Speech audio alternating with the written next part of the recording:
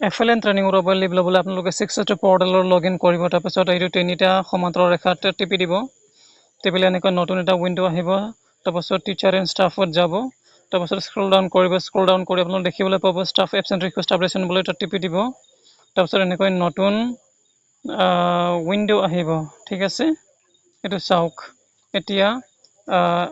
update ৰিজনত লগাই দিব মানে টিপি দিব আৰু তাৰপিছত আপোনাৰ নামটো ইয়াত সিলেক্ট কৰিব সিলেক্ট কৰিলে এনেকৈ আপোনাৰ নামটো লগাব তাৰপিছত কোনটো ডেটৰ পৰা আছে তাৰিখৰ পৰা আছে সেইটো লগাই দিব আৰু কোনটো তাৰিখলৈকে আছে সেইটো লগাই দিব তাৰপিছত ৰিজন দি দিব ট্ৰেইনিং বুলি দিব তাৰপিছত ডকুমেণ্টটো আপলোড কৰিব মিডিয়া পিকাৰত যাব তাৰপিছত আপোনাৰ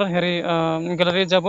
তাৰপিছত আপোনাৰ যিটো আছে অৰ্ডাৰ আছে সেইটো অৰ্ডাৰ আপোনালোকে ইয়াত আপলোড কৰি দিব মোৰ অলৰেডি কৰা হ'ল তথাপি মই আপোনালোকক দেখাবৰ কাৰণে এইটো কৰিছোঁ তাৰপিছত এইটো ছাবমিটত দেখিবলৈ পাইছে নহয় এতিয়া ছাবমিটত ক্লিক কৰিব মই কেঞ্চেল কৰিম কাৰণ মোৰটো অলৰেডি কৰা হ'ল ধন্যবাদ থেংক ইউ